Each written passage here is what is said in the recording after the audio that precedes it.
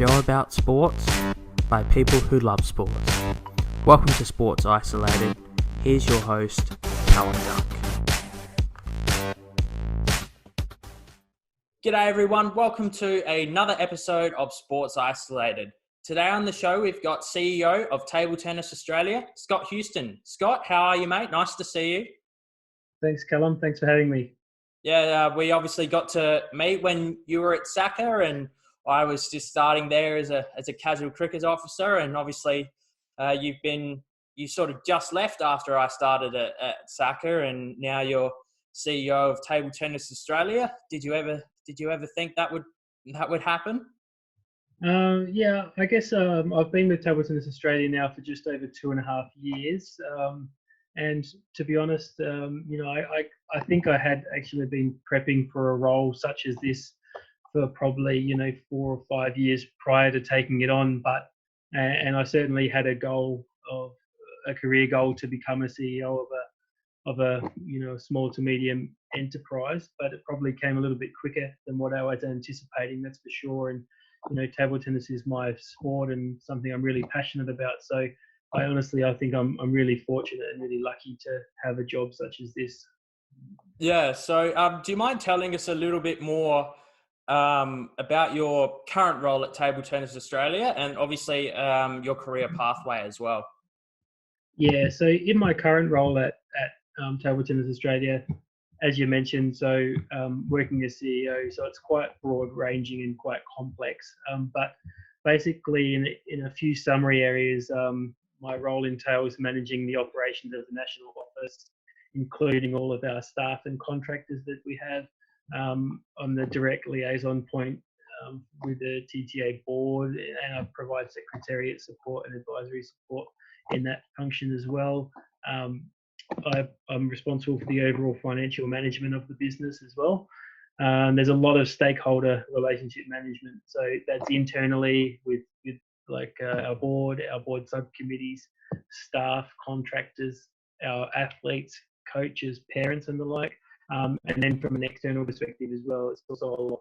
So we have strong relationships with Sport Australia and AIS, Commonwealth Games Australia, Australian Olympic Committee, Paralympics Australia, International Table Tennis Federation, and Oceania as well from a continental body perspective. And then also, just in general terms, I guess you could summarise as trying to, manage all of the financial, administrative, operational, and governance aspects of the business. And as well, we have a good strong focus on our events, so delivering profitable and presentable events too. So that's my broad responsibilities. And then in relation to my career journey, so originally I was actually a table tennis player. So for over about an 8-year period, I played either semi-professionally or professionally. Played in the junior national team and the senior national team a little bit. Was in the national squad for quite a few years. Played for clubs in Germany and Austria and China, and spent a lot of time competing and training overseas, which was really a great part of my life and a great time in my life. Then I had to make the call, I guess, to continue playing or to take up for want of a better term, like a real job. I had a great opportunity present itself working for the Oceania Table Tennis Federation, and my job there was Oceania Development Officer. So I was 24 when I took up that job, stopped playing when I was 24 and took up that job. And that was a really great introduction to full-time work. It was very diverse. So basically I was responsible for the development of all 24 Oceania countries and territories. So Oceania is obviously very broad. So basically, Australia is the most westerly Oceania country. New Zealand is the most southerly Oceania country. To the east, it goes out to French Polynesia and Tahiti. And in the north, it goes right up to Guam and Palau and Northern Mariana Islands, etc. So it's a very large area. And the role was great because, it wouldn't be unusual for a typical day to be something like going to a primary school in the morning and teaching kids that have never picked up a bat before some basic skills. And then maybe in the afternoon, going and running a training camp for the national team of whichever country I was working in at the time. And then, there will be a lot of government interaction, meeting with a lot of government ministers, even in some instances right up to like the prime minister of some of the smaller countries and so forth. And then maybe in the evening presenting a coaching course myself, to teach people to become coaches. So, it was really a sink or swim type of role, but I had a very good boss. My first boss was Glenn Tepper, and he really, showed me the ropes, and he'd walk in those shoes himself. So I was able to do that role for 3 years, and it was great. But the thing that sort of did get to me a little bit was just the travel. After 3 years, probably got me down a little bit. I was traveling about 200 days per year, so it was very hectic. And so after that job, I worked outside of sport for a couple of years in management roles at a not-for-profit. And then I got back into sport and working at SACA. So SACA was fantastic. I loved working there. I worked there for nearly 4 years, and in that time I was presented with a lot of really good opportunities. So I started out looking after the Riverland and the Mallee and Northeast Metro, and then had an opportunity to become the team leader of that team.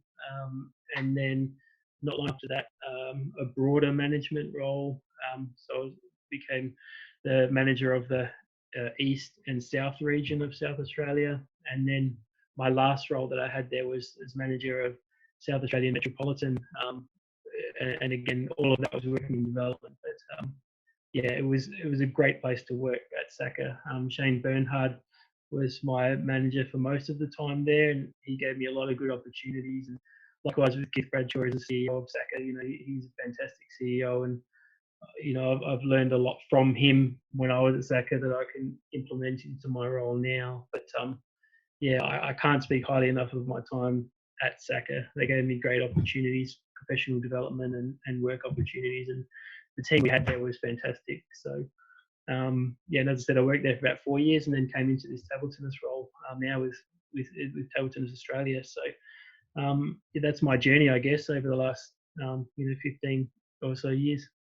Yeah, it's obviously you've got a great insight into table tennis already, having been a player, then a development officer. So how, I suppose, grassroots table tennis works. And obviously, speaking about SACA, that's how we know each other. And I certainly agree that SACA is a great company to work for, and it's a really good work environment. I was able to work there as a casual for a couple of years, and obviously did a placement there in the Premier Cricket Department with Nathan McGill, which I'll be speaking to Nathan in another episode.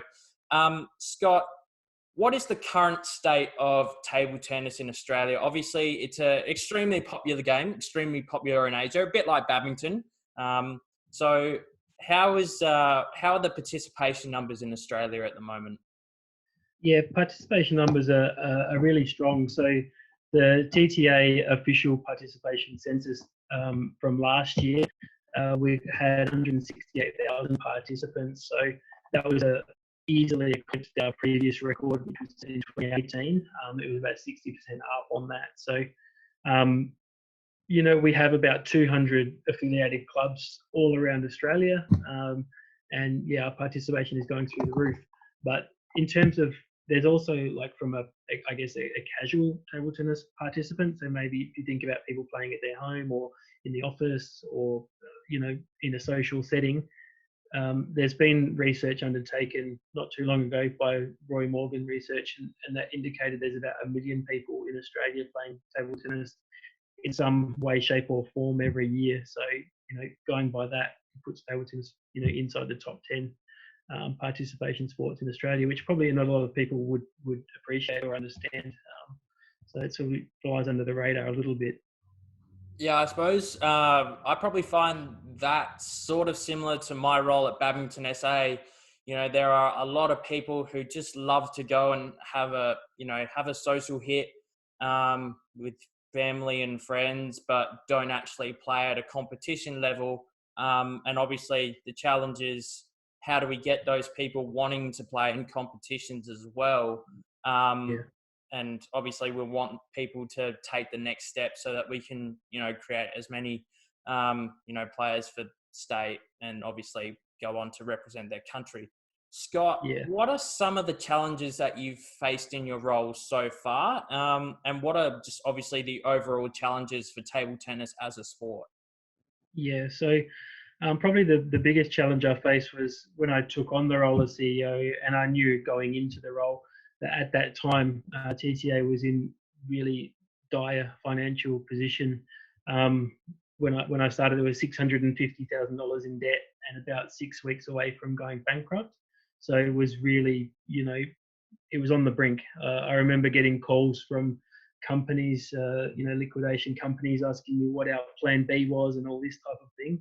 And it was really a close call. So it was a big risk for me to take on the job because there was no guarantee the organisation would have survived. But I was confident in the plan that we'd put together and that it would work. So basically, what we did to overcome the financial pressure that we had was over a 6 week period. We raised about 600,000 through either loans or prepayment of fees. There was a bit of in-kind support and a couple of donations as well. So that enabled us to keep the organisation running and give us short-term cash flow. But of course, at that time, you still need to be able to absorb the prepayments that you've taken and also pay down the loans that you've received as well. So we had to completely overhaul the operating model of the business. So basically what we've done, and it's still operating the same way today, we essentially run our business nearly exclusively through the funding that we receive for various programs. We receive funding from Sport Australia, the AIS, Commonwealth Games Australia, Australian Olympic Committee, and Paralympics Australia, various things. So we effectively run our operations through that funding, and then all of the non-program side of the business, if you like. So things like membership, national events, coaching courses, umpiring courses. We do some sporting schools equipment sales and sponsorship and that type of thing. We basically use all of that money that we were generating on our own to pay down those loans and absorb those prepayments. And I'm very pleased and proud to say that we are now debt free. So we paid down the full $650,000 worth of debt in less than 2.5 years and 10 months ahead of schedule. And we're now back in front. And we didn't have the luxury. Some other sports have been in similar positions and have received a government bailout or a government loan. We were not afforded that opportunity, but I couldn't be prouder of the way we've turned it around as a sport. So everyone got together when it was needed. All of our state and territory associations contributed to that turnaround, and it's been a catalyst for more unity within the sport. So yeah, it's actually worked out in a funny kind of way. It's worked out for the better. Yeah, that's obviously a really fantastic turnaround for Table Tennis Australia. Obviously, it looks like you've been busy over the past 2.5 years, and obviously we hope that Table Tennis Australia will be around for a long time because it's a great sport to be a part of. It's always good to have a social game of table tennis. Scott, how do you promote grassroots table tennis? You mentioned the sporting schools program just before. Obviously, for my own experience at Badminton SA, we heavily rely on obviously external funding and I suppose grants like the sporting schools program. So how do you approach it? Yeah, so our sporting schools program has been going quite strongly. Last year we had 16,000 kids go through the program. We're operating in every state and territory. We're getting a lot of equipment out into schools as well, which is great. And it's that feeder base, if you like, for our sport.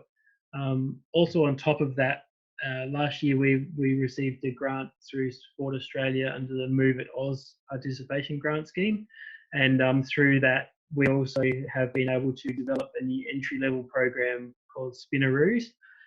So I guess that would be like the table tennis equivalent of Auskick or tennis hot shots, if you like. So we did our pilot phase of that in term 1 this year, and we were ready to go to term 2 in an official capacity, but obviously COVID-19 has put that on the back burner a little bit. But so that will be used as well as a primary driver for clubs and in schools as well to get more kids into the sport at a younger age. Yeah, that's obviously fantastic to hear.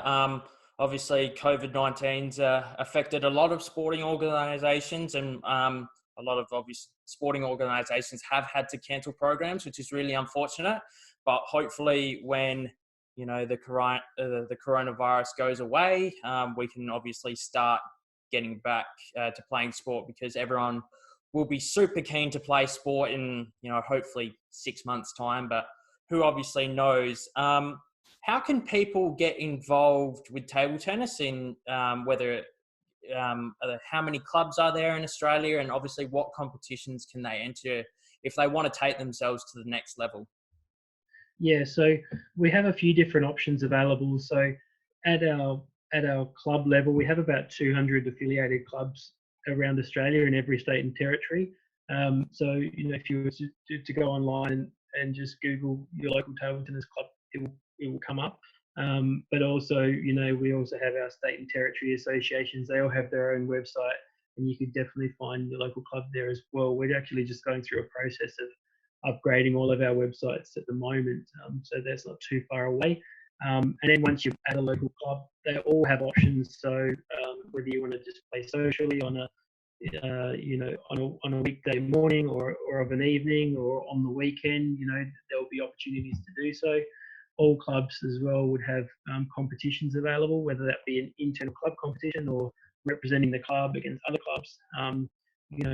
There's plenty of options available. And then as well, another program we're just in the process of launching is the Table Tennis Corporate Cup. We know that table tennis is very big in the corporate world, especially in some industries such as the tech industry.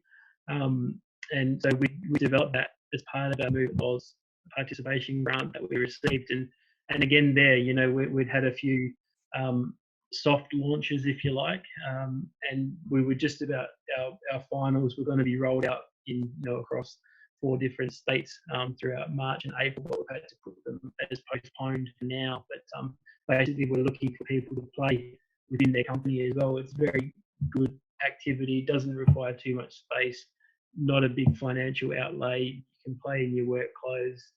There's a whole heap of advantages to table tennis in the workplace. So I would say for the average person, that would be the 2 best ways to get involved, either through your local club, through the corporate cup, or if you're a youngster, as I said, through spinneroos as well. So we try and cater to all markets. Yeah. So, Scott, how has COVID-19 affected Table Tennis Australia? Obviously, very serious issue in society, and it's obviously affecting a number of sporting organisations. Has the work structure changed? Have any employees had to be, stood down? And how has it affected the projects that you've been working on in the last 6 to 12 months? Yeah, I mean, it definitely has had an impact, but we're also quite fortunate in a way as well, in that because as a business we have gone through such a significant transformation over the past 2.5 years, our operating model is pretty sound, to be honest. So at this point in time, we're not anticipating any staff cuts or any hours cuts or any salary reductions. So we're in a good space from that perspective. But in terms of our operations and so forth, it has impacted them. So, and in some cases as well, in a good way. So, for example, our national squads would normally be training 7 sessions a week, 21 hours a week, but obviously all indoor sporting facilities are closed. So our national coaches got right on the front foot, and they did an audit of what equipment the players had at home, and then where it was needed, we got tables delivered, ball machines delivered, and the national squads are doing, there's about 15 hours a week available where they're doing over Zoom. Like every morning they have a physical training at 7 a.m. over Zoom. Then there's they do some service exercises, they do some ball machine exercises, we're doing some team building stuff as well. We even had last week, then we had one of our strong supporters is a person who trains chefs, and they actually ran a cooking session for the national squad to learn a little bit more, and it's just good for team bonding. So from that side of things, it's actually been very, very good for us. But Yeah, our general operations have been impacted, so we're anticipating all of our national championships that should have been played thus far have been postponed. We've got contingent plans to have them at the end of the year, but we just need to wait and see what will be possible from a closures perspective. And as I said, our Spinnaroos program was delayed, our corporate cup's been delayed. Probably our membership will take a hit as the year goes on as well. But we're quite fortunate in that it's basically looking like at this stage, the revenue that we will lose from those closures and delays and postponements and the like, at this stage, we're pretty confident that we'll be eligible for the various government stimulus initiatives, so things like JobKeeper, and that should replace that income that we're going to lose. So we're in a pretty good shape, I think, comparatively. So I'm happy with where we're at, but of course, it's going to be a difficult year, and we need to be right on top of it all the way through to make sure that the damage is limited, I suppose. Yeah, obviously fantastic to hear that no one has lost their job or had a reduction in hours. Obviously, for example, I used to work in an AFL club, and obviously, basically 80% of employees across AFL clubs lost their jobs, which is really unfortunate. Scott, how many people actually work for Table Tennis Australia? Yeah, so in a like an employee capacity, we have 8 at the moment. We've actually got another couple of jobs in the pipeline as well, and we have intentions now that we are debt free, that we want to try and effectively double our workforce by the end of 2022. But also on top of that, we do have some other contractors that work for us as well, like for example, like a physio, our sports psych. We have video assistants, people that work with us who are they're formally employed by Paralympics Australia, but they're working with us on a weekly basis. So all up, including contractors and people on the periphery, there's probably about 20 people all up that they're involved with Table Tennis Australia. Yeah, it's obviously good to hear that there's plans to expand Table Tennis Australia. Obviously, from me doing a sports degree at Flinders University, there's going to be a 20% increase in the sport and rec industry by the year 2030. So that's obviously going to open up jobs for a lot of graduates. So I might keep my eye out for a couple of those jobs if they come about. Scott, what are the plans for Table Tennis Australia in the future, obviously post-COVID-19? Yeah, so we definitely want to be ready to hit the ground running as soon as we're allowed to. So as I said, we've already got some contingency plans in place for national events this year. And I'm still confident that we'll be able to get those off the ground in late 2020, but we'll just wait and see. Of course, we'll be making the official launch for our Spinnaroos program, the official launch for our Corporate Cup program as well. And we've also been taking the opportunity to look for some things that we can, have ready to go if and when funding becomes available. So things like we are in the process of looking to upgrade our coaching and officiating courses. We want to have a more online focus for those, and it's just time that they're updated. And also as well, we would really like to push into the aged care sector as well. We know table tennis is very beneficial as people age. It's very good in terms of people's helping with not only their physical mobility but also their mental stimulation as well.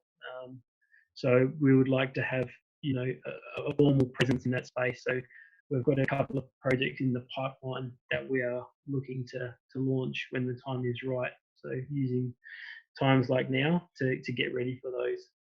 I suppose a lot of organisations are going through, a bit of a rebuilding phase at the moment, and obviously looking to get as much done in this period. Obviously, it affects participation quite a bit, as a lot of sports are obviously going to find. I think golf's pretty much the only sport and that hasn't been too affected. But hopefully everyone can start playing sport again soon.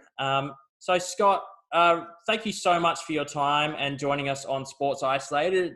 You provided a really in-depth analysis into table tennis in Australia, which I find really interesting. I haven't had a lot of experience with table tennis, obviously outside obviously through a social level, but it's obviously great to hear that the pathway is quite strong, and obviously you're looking to relaunch bigger and better in 2020 and 2021. Absolutely, and yeah, thanks for the opportunity again, and yeah, to everyone at home, just we live off the motto: every table is a table tennis table. So you can put some books up for your net, or buy a retractable net from us if you like, or when you're at home, if you've got kids, if you want to play with your mates or your family, as long as you do it within the the confines of the government restrictions at the moment, there's probably, you'd be hard pressed to find a more accessible sport for this current environment than table tennis. And we hope that people will continue to flock to the sport moving forward as well. But thanks again, Callum, for the opportunity. I've really appreciated that, and it's been good to catch up again. Well done on the series. Yeah, obviously that's a great message for people at home about turning any table into a table tennis table, and I'm sure hopefully a few people might go and buy some paddles and balls and start playing sooner rather than later. For those of you who are watching at home, thank you so much for tuning in. We really appreciate your support on the channel. Please like, comment, and subscribe to the channel, and we'll see you in the next video.